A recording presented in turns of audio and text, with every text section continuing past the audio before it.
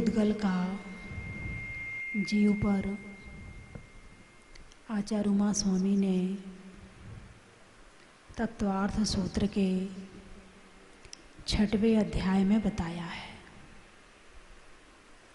शरीर वांग मना प्राणा पाना पुद्गला सुख दुख जीवित मरणोपग्रहाश्च।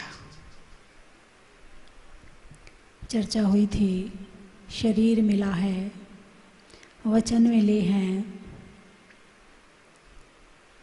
मन मिला है, श्वासोच्छ्वास मिला है। किसकी वजह से? पुद्गल की वजह से। किसकी वजह से? पुद्गल की वजह से।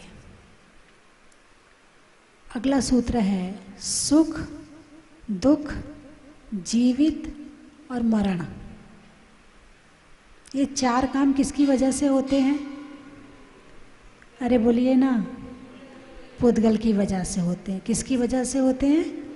पुद्गल की वजह से होते हैं। अच्छा खाना मिला, सुख मिला कि नहीं मिला? अरे बोलिए ना। मिला ना। अच्छा अच्छा सा मकान मिल गया रहने के लिए, सुख मिला? मिल गया। अच्छा अच्छी ज्वेलरी मिल गई पहनने के लिए, 2-4 किलो सोना मिल गया, सुख मिला? मिला। बहुत बढ़िया। अच्छी बढ़िया वाली गाड़ी आ गई जिसमें बैठ के आप घूमने जा सको, सुख मिला? हाँ मिला। गर्मी के दिन है, बढ़िया वाला एसी लगा हुआ है, सुख मिला? जब आप गर्मी से एसी वाले कमरे में जाते हो तो एक बार क्या कहते आह। बोलिए ऐसा करते हो कि नहीं करते हो? करते हो ना। आहा का मतलब हो गया सुख मिला। आहा का मतलब हो गया सुख मिला। हाँ भले फिर 2 घंटे बैठने के बाद कान और नाक में गड़बड़ हो जाए, घुटने गड़बड़ हो जाए, वो बात अलग है, लेकिन जिस समय घुसते हो उस समय तो थोड़ी देर के लिए मिल ही जाता है ना। बढ़िया सा टीवी लगा है घर में और बढ़िया सी मूवी चल रही है, सुख मिला? अरे हाँ तो बोलिए। मिला है तो बोलिए, नहीं मिला तो मत बोलिए। नहीं मिला तो चुप रहो, और मिला है तो हाँ बोलिए। हैं बढ़िया बढ़िया वाली क्या बोलते हैं? एलईडी एलसीडी बोलते, क्या बोलते हो? एलईडी। हाँ बढ़िया वाली जो सबसे बढ़िया क्वालिटी की है वो लग गई आपके यहाँ, तो सुख मिला ना? हाँ मिला। अच्छे कपड़े मिल गए पहनने के लिए बढ़िया वाले, मोटी सी सोने की चेन मिल गई पहनने के लिए, सुख मिला? मिला।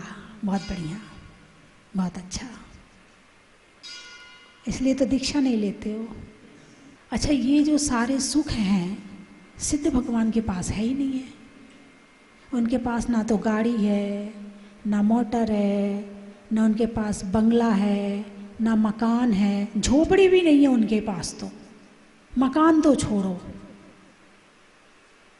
टीवी भी नहीं है उनके पास में, बीवी भी नहीं है उनके पास में,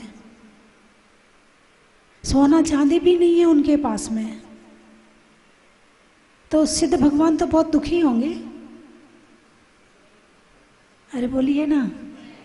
भाई आपके पास इतना कुछ है तो सुख है आपके पास में, अब सिद्ध भगवान के पास तो कुछ भी नहीं है, तो वो तो बहुत दुखी होंगे। नहीं क्यों? चलो एक बहू ने कहा जन्म मरण के दुखों से मुक्त हो चुके हैं, तो जन्म मरण किसका होता है?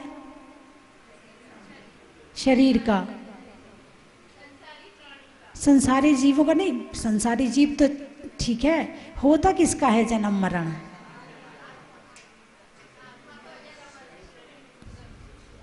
थोड़ा दिमाग लगाया आपने, चलो अच्छा लगा, थोड़ा दिमाग लगा तो रहे हो, नहीं तो दिन भर में एक बार भी दिमाग नहीं लगाते हो। हाँ तो जन्म मरण किसका हुआ? शरीर का, आत्मा का, या संसारी जीव का, या किसका? शरीर का, है ना। शरीर का जन्म मरण। तो सिद्ध भगवान के पास में शरीर नहीं है या नहीं है? हाँ या ना में जवाब दो। अब नहीं उनके पास में, तो और ज़्यादा दुखी होंगे फिर वो। तो मेरे पास कम से कम शरीर है तो सही, उनके पास तो शरीर ही नहीं है। अरे बोलिए ना। कहना माता जी कहाँ पहुँचा रही हो, इतनी गहराई में तो हम कभी घुसे ही नहीं है। अब यहाँ जो सूत्र कह रहा है, सुख दुख जीवित मरणोपग्रहाश्च, ये जो बात चल रही है वो पुद्गल से संबंधित चल रही है। किससे संबंधित? आपको सुख मिला किसकी वजह से? पुद्गल की वजह से। सुख किसे मिला? शरीर को या आत्मा को? किसको मिला? शरीर को। बहुत सुंदर, बहुत सुंदर। धन्य हो गए हम यहाँ आके जनकपुरी में। यदि शरीर को सुख मिलता है तो मुर्दे को भी मिलना चाहिए। यदि शरीर को सुख मिलता है तो मुर्दे को भी मिलना चाहिए। उसको रसगुल्ला खिलाओ, स्वाद आएगा। उसको डियो लगाओ, खुशबू आएगी। वहाँ बाजे बजाओ, उसको सुनाई पड़ेगा, खुश होगा वो मुर्दा। किसको मिला सुख? अच्छा, अभी तो आप कह रही थी शरीर को, और अब कह रही हो आत्मा को। आज तक आपने कितने प्रवचन सुन लिए? कितने प्रवचन सुन लिए आज तक? अभी यही नहीं पता कि सुख मिलता किसको है। और यही तो दिक्कत है, इसलिए तो संसार में लगे पड़े हैं। क्या बोलते हैं वो, एमपी में कहते हैं मूड भेजो के। अब यहाँ पता नहीं क्या बोलते हैं। मतलब कि पूरी तरह से समर्पित होकर संसार में लगे पड़े हैं, क्योंकि तुम्हें लग रहा है शरीर को मिल रहा है। आत्मा को जानते नहीं है, जीव को जानते नहीं है, पहचानते शरीर को है। सारी मुलाकात शरीर से है। शरीर दिखता है, शरीर दुखता है, शरीर में जो क्रिया होती है वो शरीर में होती है। तुम शरीर को तो जानते हो, लेकिन शरीर के पीछे कौन है उसको भी पहचानो। जब तक शरीर के पीछे जो है उसको नहीं पहचानोगे, तब तक शरीर को ही पकड़ के बैठे रहोगे और अनंत काल तक शरीर ही शरीर मिलते रहेंगे। शरीर के सुख में सुखी, शरीर के दुख में दुखी, यही है ना। क्योंकि शरीर को जानते हो, दुखी कौन हो रहा है वो ही नहीं जानते हो तुम। दोनों का भेद विज्ञान किया नहीं है कि आत्मा अलग है और शरीर अलग है। यदि किसी को मन चाही वस्तु खाने को ना मिले, वो दुखी हो जाएगा कि नहीं हो जाएगा? हो जाएगा ना।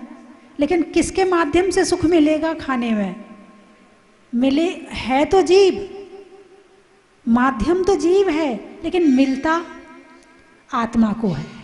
स्वाद लेने वाला कौन है? आत्मा। मैं आपको प्रवचन सुना रही हूं, सुन कौन रहा है? कान या कौन सुन रहा है? यदि कान ना हो, सुन सकते हो क्या? यदि तुम्हारे कान ना हो तो क्या तुम्हारी आत्मा प्रवचन सुन सकती है? नहीं सुन सकती है। तो इसका मतलब ये किससे, कौन सुन रहा है? कान सुन रहे हैं। कौन सुन रहे हैं? कान के द्वारा आत्मा सुन रही है। चलो कुछ तो अंदर पहुंचे आप। कान के द्वारा आत्मा सुन रही है। फीलिंग करने वाला कौन है? सुख दुख की जो फीलिंग होती है वो कौन करता है? आत्मा करती है ना। यदि मन यहाँ है तो आपको यहाँ की फीलिंग हो रही है, और आप बैठे यहाँ हैं और दिमाग कहीं और चल रहा है, तो फीलिंग वहाँ की होगी।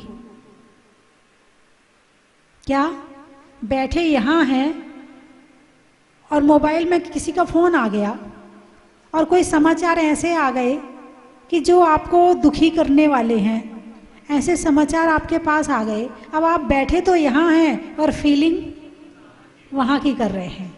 क्षेत्र की फीलिंग नहीं है, इस क्षेत्र में बैठे हो। द्रव्य की फीलिंग नहीं है, जिस शरीर में बैठे हो। हैं? काल की फीलिंग नहीं है, सुबह है या शाम, रात है या दिन, काल की फीलिंग नहीं है। किसकी फीलिंग है? भाव की फीलिंग है।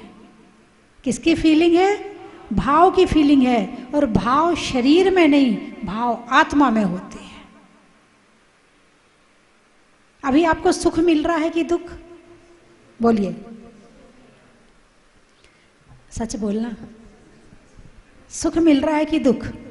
सुख। सुख कौन सा वाला मिल रहा है? पंखे की हवा का सुख मिल रहा है या दरी में बैठने का सुख मिल रहा है? प्रवचन का सुख मिल रहा है। तो प्रवचन में तो कोई ऐसा संगीत भी नहीं बज रहा है कि बढ़िया बढ़िया लता मंगेशकर की आवाज़ चल रही हो, साथ में म्यूजिक चल रहा हो, ऐसा कुछ भी नहीं हो रहा है। तो फिर आपको सुख किसका मिल रहा है? इस समय ज्ञान का सुख मिल रहा है। इस समय खुशबू का सुख नहीं है, इस समय संगीत का सुख नहीं है, इस समय भोजन का सुख नहीं है, इस समय टीवी में मूवी का सुख नहीं है, इस समय आपको गाड़ी बंगला का सुख नहीं है, इस समय आपको सोने चांदी भी याद नहीं आ रहा, भले गले में पड़ा हो मगर याद नहीं आ रहा है। फीलिंग ले रहे आप ज्ञान की। कौन से ज्ञान की? सच्चे ज्ञान की, आत्मा के ज्ञान की। इस समय इंद्रिय सुख नहीं चल रहा है, इस समय आत्मिक सुख चल रहा है। सीधे डायरेक्ट जा रहा, कान के माध्यम से आत्मा में जा रहा कि वास्तव में आत्मा क्या चीज है, जानना है इसको, समझना है इसको। सब कुछ होते हुए भी इंसान दुखी है। एक बहन जी आई कल, एक बहन जी आई, बोले माता जी कमी किसी चीज की नहीं है मेरे घर में, खाने की, पीने की, गाड़ी की, बंगला की, सोना की, चांदी की, किसी चीज की कमी नहीं है, मगर मन नहीं लगता है। प्रैक्टिकल भी कल परसों की बात बता रही हूँ। उस समय तो मैं कुछ बोली नहीं, लेकिन जिनने ये प्रश्न किया तो मैं उसका चेहरा भी भूल गई। लेकिन उत्तर सुन लो कि सुख वहां नहीं, सुख आत्मा में है। लगता है कि बाहर की चीजें सुख दे रही हैं, लगता है। मोह, इसको कहते हैं मोह जनित सुख। मोह है तो सुख है, मोह नहीं है तो सुख नहीं है। बेटे से मोह है तो सुख है, मोह नहीं है तो सुख नहीं है। यदि आपको लाल रंग से मोह है तो लाल रंग सुख देगा, और लाल रंग से मोह नहीं है तो लाल रंग दुख देगा। कोई तुम्हारे लिए गिफ्ट लेके आ जाए लाल रंग की, और लाल रंग तुम्हें पसंद ना हो, यही लाना था। कितना बेकार लगता है ये रंग। अब रंग सुख दे रहा है या दुख दे रहा है, या तुम्हारी भावना सुख दुख दे रही है, या मोह सुख दुख दे रहा है? मोह सुख दुख दे रहा है। वस्तु ना सुख का कारण है ना दुख का कारण है। यदि वस्तु सुख दुख का कारण होती तो यहां बैठे आपको घर का दुख होना चाहिए था। हाय मेरा घर छूट गया, हाय मैं घर छोड़ के आ गई, हाय मेरी गाड़ी बाहर खड़ी है, उसका दुख होना चाहिए था आपको। लेकिन नहीं, सुख दुख का कारण मोह है। चलो ठीक है, जब तक मोह व्यवस्थित है, यानी गाड़ी बाहर खड़ी है, ठीक है, खड़ी निश्चिंत, कोई लेके नहीं जाएगा, व्यवस्थित है। आपकी लड़की बिल्कुल सही चल रही है, ससुराल में उसका सही सेटिंग बैठी हुई है, मोह व्यवस्थित है। जब तक मोह व्यवस्थित है तब तक आपको सुख लगता है, और मोह व्यवस्थित अव्यवस्थित हो जाए वही दुख होने लगता है, और मोह छूट जाए तो सुख और दुख दोनों छूट जाते हैं। मैं आपको सिद्ध भगवान की पहचान कराना चाहती हूं। आपको अभी इंद्रिय सुख नहीं मिल रहे हैं, केवल भगवान महावीर की वाणी में जो उन्होंने बताया है मैं वो आपको बता रही हूं, और आपको सुख मिल रहा है। केवल इतना सा सुनने में सुख मिल रहा है। फिर आप ध्यान में बैठना, उसमें कितना सुख मिलता है। फिर गहरे ध्यान में जाना, उसमें कितना सुख मिलता है। इससे अनंत गुना सुख, अनंत अनंत अनंत गुना सुख सिद्ध भगवान को मिलता है। खाने का सुख कितनी देर का है? जब तक जिह्वा में है। घाटी नीचे माटी, घाटी नीचे, ये घाटी है, और नीचे जाते ही मिट्टी है। चाहे मिट्टी खा लो, चाहे रसगुल्ला खा लो, नीचे जाके कोई पेट में जीभ तो है नहीं कि वहाँ स्वाद आता रहे। चलो पेट में पड़ा है तो स्वाद आता रहे। जितनी देर जिह्वा में उतनी देर सुख है, जितनी देर टीवी देख रहे उतनी देर सुख है। और ये सुख भी क्षणभंगुर है। अभी कोई बीमारी हो जाए वो भी गया, आँख में प्रॉब्लम हो जाए टीवी देखना बंद, हार्ट में प्रॉब्लम हो जाए घी बंद, शुगर की प्रॉब्लम हो जाए चीनी बंद, किडनी की प्रॉब्लम हो जाए पानी बंद। पानी जैसी जरूरी चीज भी बंद हो जाती है जब शरीर में दिक्कत आ जाए तो सांसारिक सुख, शारीरिक सुख पराधीन है। आंखें हैं तो आंख का सुख है, कान है तो कान का सुख है, नहीं है तो नहीं है, आज ही तो है आपके पास में ये आंखें। जब आप 3 इंद्रिय जीव थे तब तो नहीं थी आपके पास में ये आंखें, तब तो नहीं थी ये कान आपके पास में, तब तो बिना कान और बिना आंखों के घूम ही रहे थे। लेकिन जो आत्मिक सुख है उसको आंखों की जरूरत नहीं है, उसको कानों की जरूरत नहीं है, उसको शरीर की भी जरूरत नहीं है। क्या? डायरेक्ट सुख, डायरेक्ट आत्मा का, आत्मा का आत्मा से। अभी जो आत्मा को सुख है वो बाहर की वस्तुओं से है, और यदि इन सबसे मोह हट जाए और ध्यान में लीन होकर आत्मा में बैठ जाएं तो इससे असंख्यात और अनंत गुना सुख आत्मा के अंदर मिल जाएगा और ये फीके लगने लगेंगे। नहीं, जब तक लिया नहीं है ना आत्मा का सुख तब तक ये बाहर के सुख अच्छे लग रहे हैं। जिस दिन लेने लगोगे ना आत्मा का सुख, जिस दिन ध्यान में बैठने लगोगे, स्वाध्याय करने लगोगे, आत्मा का गुण पता चल जाएगा, आत्मा के बारे में पता चल जाएगा, उस दिन लगेगा हो मैं कितना पागल था, कहाँ भटक रहा था, जहाँ सुख नहीं है वहाँ भटक रहा था, और जब पता चला ये तो मेरे पास ही है। क्या? एक मैंने बार एक बात सुनाई थी, एक सेठ जी जंगल से जा रहे थे, सोने की चैन पहने थे, अंगूठी पहने थे, और भी जो उनके पहनने के थे पहने थे। तो रास्ते में डाकुओं ने चैन और अंगूठी छीन ली। वो नाचने लगे, मेरे पास तो अभी बहुत कुछ है, मेरे पास तो भी बहुत कुछ है। सम्यक दृष्टि जीव थे। तो डाकुओं ने सोचा शायद ये कपड़े के अंदर छुपा के रखा है, तो उसके कपड़े उतार दिए, बस एक कपड़ा रहने दिया, सारे कपड़े उतार दिया। बोले तेरे पास तो कुछ है ही नहीं। बोले नहीं, अभी मेरे पास बहुत कुछ है, अभी मेरे पास बहुत कुछ है। उनने सोचा इसने जरूर जो एक पहना है इसमें होगा, तो उन्होंने वो भी उतार दी। सेठ जी फिर भी नाच रहे हैं कि अभी तो मेरे पास बहुत कुछ है, और जो है उसे तू छीन नहीं सकता है। आत्मा का सुख ऐसा सुख है जिसमें बाहर की किसी वस्तु की जरूरत है ही नहीं है, और सारे दुखों का समाधान भी उसी के पास में है। तुम्हारे हाथ में जो सुख है ना वो तुम्हारे हाथ में नहीं है। आज है और कल नहीं है। राज तिलक की मंगल वेला राम सिया बन जावे। सुबह तो राज्य का सुख मिलने वाला था, लेकिन हुआ क्या? जंगल चले गए। शादी होने वाली है, पता चला कुछ गड़बड़ हो गया, शादी हो भी गई, फिर वापिस आ गई, फिर गड़बड़ हो गया। कुछ भी तुम्हारे हाथ में नहीं है। जो कुछ है वो सब कर्म के हाथ में है। तुम्हारे हाथ में केवल अच्छा पुरुषार्थ करना है, तुम्हारे हाथ में केवल धर्म करना है, और तुम्हारे हाथ में केवल सोच है। तुम सोच सकते हो, सोच सोच के कितना पुण्य इकट्ठा कर सकते हो, और सोच सोच के कितना पाप इकट्ठा कर सकते हो, बस इतना तुम्हारे हाथ में है। तुम्हारे सोचने से तुम्हारा बेटा डॉक्टर नहीं बन जाएगा, तुम्हारे सोचने से तुम्हारा बेटा कलेक्टर नहीं बन जाएगा, तुम्हारी टेंशन करने से तुम्हारे बेटे के 100% नहीं आ जाएंगे, तुम्हारे सोचने से तुम्हारा स्वास्थ्य ठीक रहे ये गारंटी नहीं है। तुम सोच रहे हो कि ठीक हो जाए, यदि बीमार हो गए तो भी कोई गारंटी नहीं है। एक आपको प्रैक्टिकल बताऊं, एक वो किया गया एक अस्पताल में, क्या बोलते हैं उसको, खोज की गई, प्रैक्टिकल किया गया कि एक तरफ के वार्ड में बीमार मरीज हैं और ठीक उसी तरह के मरीज दूसरे तरफ के वार्ड में हैं।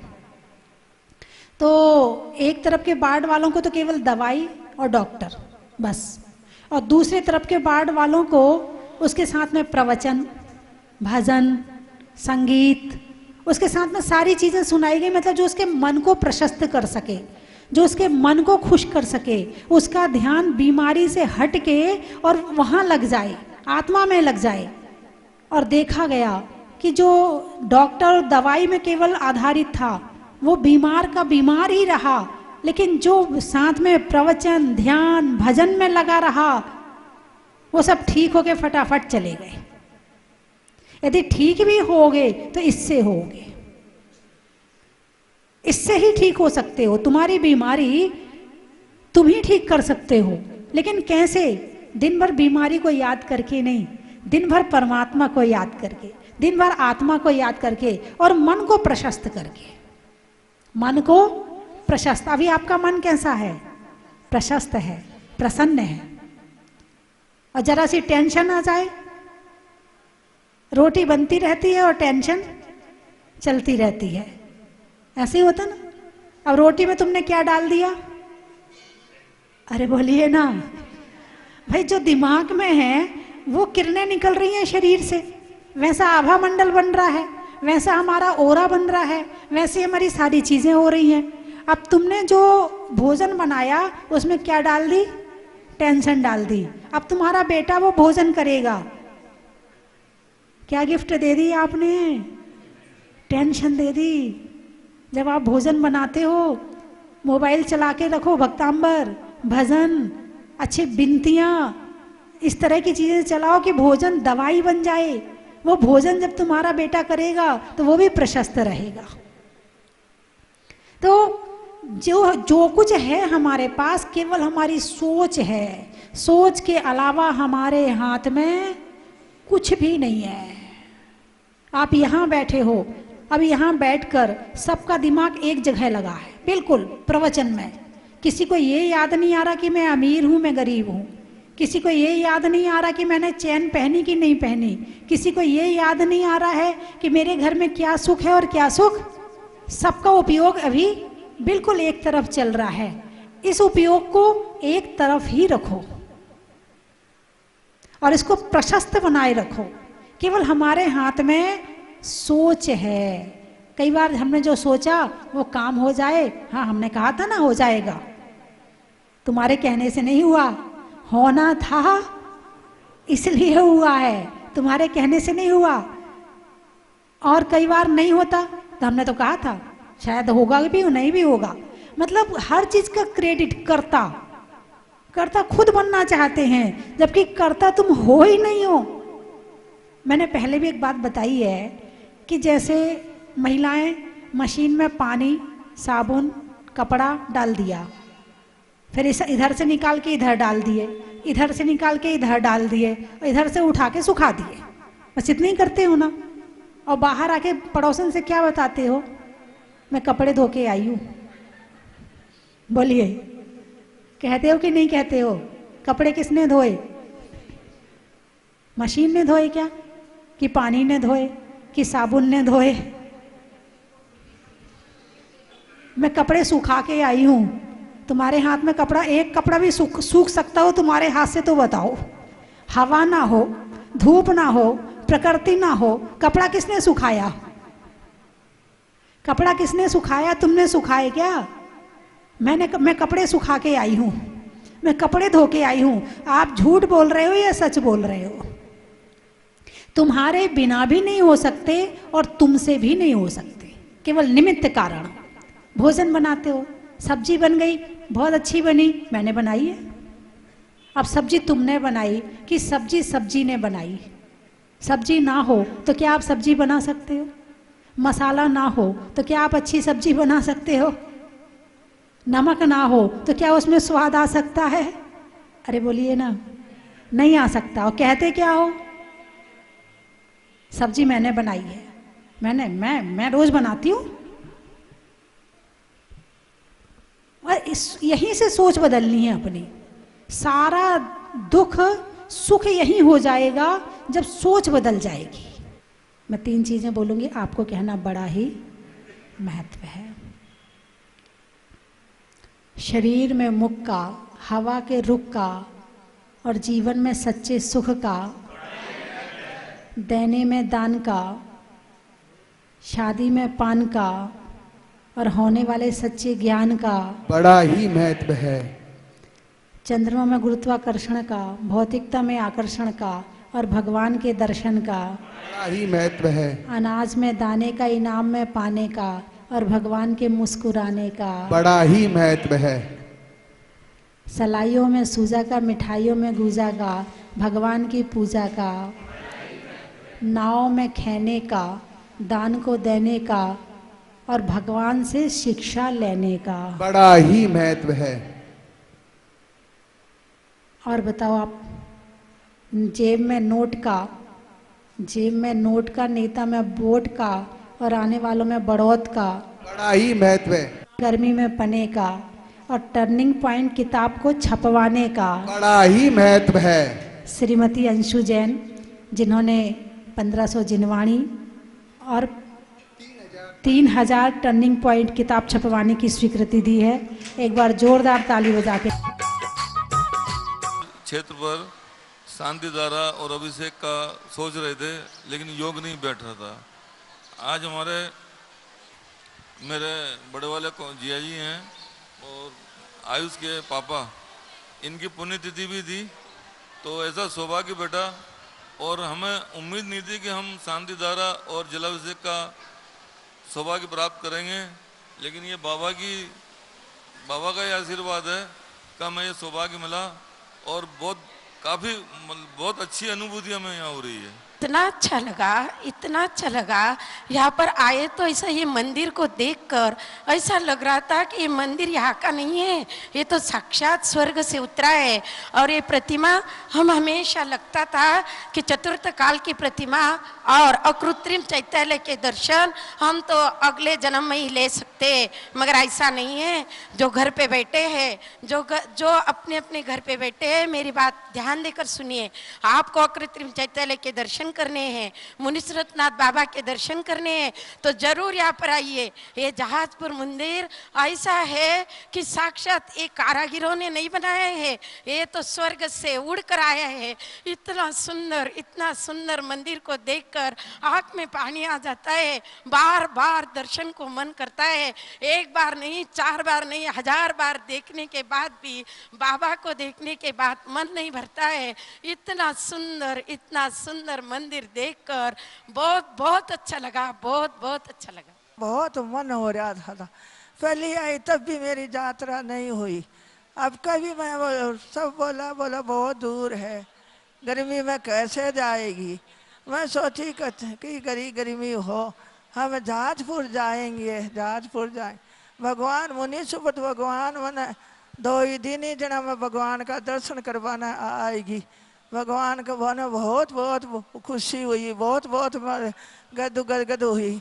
भगवान का दर्शन मैंने मिल लिया, कलश मिला, शांति धारा मिली। भगवान मैंने शक्ति देवे और जहाजपुर आऊँ और दर्शन करूँ भगवान का। पुण्य का उदय हुआ आज, लेकिन बेटे का जन्मदिन है तो हमने सोचा आज यहीं शांति धारा और विधान करेंगे, तो आज आने का मिला। बहुत अतिशयकारी प्रतिमा है और मंदिर भी बहुत बड़ा विशाल बना है, बहुत सुंदर। जय जिनेन्द्र को ये सौभाग्य प्राप्त हुआ कि मुनीश्वरनाथ भगवान के अभिषेक शांति धारा करने का। बच्चे खुशान से इनकी छाबड़ा की बर्थडे थी और इसका शुभ अवसर मिला हमको। मंदिर माता जी के द्वारा निर्मित किया गया, बहुत ही शानदार मंदिर निर्मित किया गया। इच्छा होती है बार बार आए, करीब 2-4 बार मैं आ चुका हूँ और लगातार आने की इच्छा होती है। सबसे कम समय में, मैं समझता हूँ जैन के इतिहास में सबसे कम समय में ये मंदिर का निर्माण हुआ। मैं माता जी के चरणों में वंदना भी करते हुए स्वस्ति भूषण माता जी के चरणों में वंदन करते हुए, परम पूज्य आरिका माता जी के चरणों में वंदन करते हुए, मैं आज अपनी शादी की 25वीं सालगिरह के इस शुभ अवसर पर जहाजपुर अतिशय क्षेत्र के दर्शन करने का सौभाग्य प्राप्त हुआ। बहुत ही अद्भुत स्थान है। पहले भी मैं कई बार आ चुका हूँ, लेकिन इस बार चूंकि एक मंगल अवसर था, शादी की 25वीं सालगिरह थी जिसे रजत जयंती कहते हैं, उसमें मुझे आने का सौभाग्य प्राप्त हुआ। माता जी के, महाराज जी के श्री चरणों में वंदन करने का सौभाग्य प्राप्त हुआ। समोशरण के बारे में हमने सुना था, सिर्फ पुस्तकों में सुना था या महाराज जी द्वारा सुना था। आज यहाँ आने के बाद हमें मालूम पड़ा है कि वास्तव में समोशरण कैसा हुआ करता है। भगवान की मूर्ति ऐसी है कि अपलक हम निहारते ही रहते हैं और इतनी पॉजिटिव एनर्जी है यहाँ पर कि बार बार यहाँ पर आने को मन करता है। मेरा समस्त देशवासियों से व हमारे सभी जो जैन बंधु हैं उनसे निवेदन है कि जहाजपुर की यात्रा का मन बनाएं, यहाँ पर आएँ, प्रभु के दर्शन लाभ लें, माता जी के चरण वंदन करें और अपने आप को सौभाग्यशाली महसूस करते हुए अपने जीवन को सार्थक करें। यही मेरी सभी के प्रति मंगल भावना। ओम नमः सिद्धेभ्यो। आज हमारी 25वीं शादी की सालगिरह है और हमारा बहुत दिन से मन था कि हम जहाजपुर जाएंगे, तो आज हमारी मनोकामना ये पूरी हो गई और हमें बहुत अच्छा लग रहा है और बहुत खुशी हो रही है। इतनी खुशी हो रही है कि हम बता नहीं सकते। इतनी मनोहारी प्रतिमा, ऐसी इच्छा होती कि देखते रहो और बहुत अच्छा लगा, बहुत हमारी मनोकामना पूरी हुई। और इसके लिए हम यहाँ बीच रास्ते में ही जहाजपुर में ठहरे थे और आज हमें ऐसा पावन सौभाग्य प्राप्त हुआ कि हमने यहाँ पर बड़े बाबा मुनि सूरतनाथ भगवान की शांति धारा भी की और इस शांति धारा को कर मन हर्षित हो चुका है। इस पावन दृश्य को देखने का आज सौभाग्य मुझे प्राप्त हुआ है और मैं अपने आप को सौभाग्यशाली महसूस करता हूँ। बाबा के आशीर्वाद से मैं अपने लक्ष्य तक अवश्य पहुँचूंगा। आप सभी बंधुओं से भी मेरी यही निवेदन है कि आप सभी भी अधिक से अधिक संख्या में यहाँ पर जहाजपुर इस अतिशयकारी भूमि पर आएँ और भगवान के दर्शन कर अपने आप पुण्यार्जन करें। जय जिनेंद्र। इस पावन भूमि पर हमें आने का जो सुअवसर प्राप्त हुआ, मैं मुनीश्वर भगवान के चरणों में बारंबार नमोस्तु करता हूँ। ये भगवान हमारे जीवन में ऐसे अवसर निरंतर आते रहें और आपके चरणों में निरंतर दर्शन करने का हमें सौभाग्य प्राप्त होवे। साथ ही आज मैं अपने बेटे को जो लेकर के कोटा जा रहा हूँ, उसके आगे की पढ़ाई के लिए उसका लक्ष्य जो है MBBS डॉक्टर बनना, तो मैं परमपिता परमेश्वर से कामना करता हूँ कि प्रभु हमें आशीर्वाद प्रदान करें कि मेरे बेटे को जो है पूर्ण सफलता प्राप्त होवे और ऐसा सुअवसर बार बार दर्शन करने का हमें यहाँ पर प्राप्त होवे। और सभी बंधुओं से भी निवेदन करूँ कि आप भी इस पावन तीर्थ पर आवें और अपने पुण्य को बढ़ावें। एक बहुत ही अद्भुत साक्षात स्वर्गलोक की तरह ये पावन पुण्य तीर्थ भूमि बनी हुई है, इसका आनंद आप अवश्य लेवें। यहाँ आकर के मन बहुत ही प्रफुल्लित हो जाता है, बहुत ही सुंदर लगता है। यहाँ का दृश्य बहुत ही, वास्तव में हम स्वर्गलोक में पहुँच गए हों ऐसा यहाँ आकर के हमें महसूस होता है।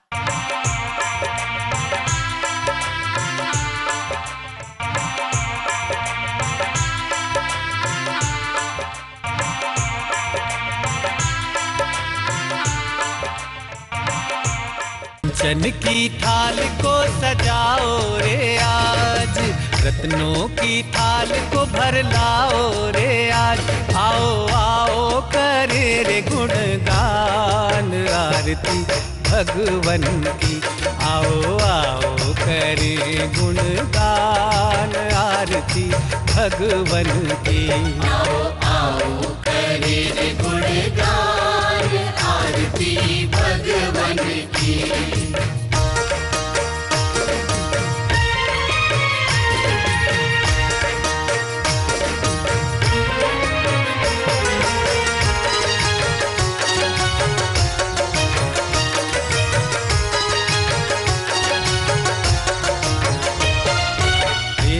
सुमित्र के राज दुलारे, माँ पद्मा जी के नैनों के तारे। पिता सुमित्र के राज दुलारे, माँ पद्मा जी के नैनों के तारे। राजगृही में जन्म लियो आप, राजगृही में जन्म लियो आप। आओ आओ मनाए खुशी आज आरती भगवन की। आओ आओ करे गुणगान आरती भगवन की।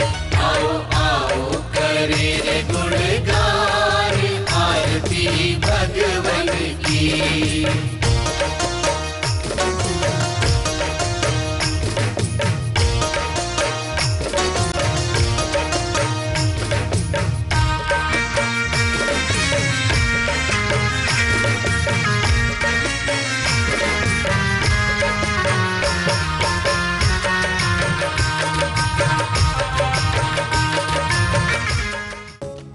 परम विदुषी लेखिका गणिनी आरिका रत्न श्री 105 स्वस्ति भूषण माता जी, जिन्होंने मात्र 20 वर्ष में 100 से भी अधिक किताबें लिखकर जैन समाज को अनूठा योगदान दिया है।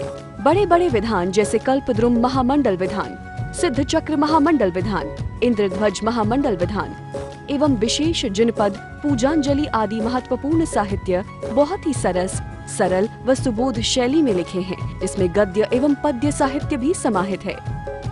इन महान साहित्यों को पढ़कर आप भी अपने ज्ञान का विकास कर सकते हैं। साहित्य प्राप्त करने हेतु आज ही संपर्क करें। संपर्क सूत्र 7906062500 98683456768।